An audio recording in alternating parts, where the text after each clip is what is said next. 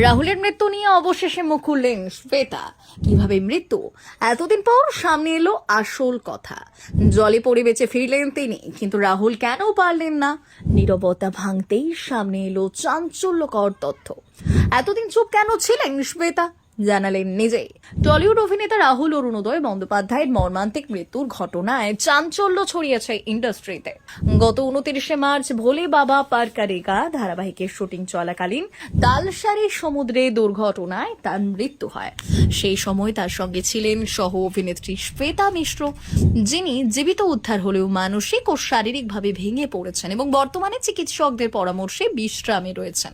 ঘটনার পর দীর্ঘদিন যোগাযোগের বাইরে থাকলেও সম্প্রতি তার পরিবার জানিয়েছে যে সুস্থ হলে তিনি নিজের বক্তব্য জানাবেন এবং এখন তাকে কোনো চাপ না দেওয়ার আবেদন জানিয়েছেন।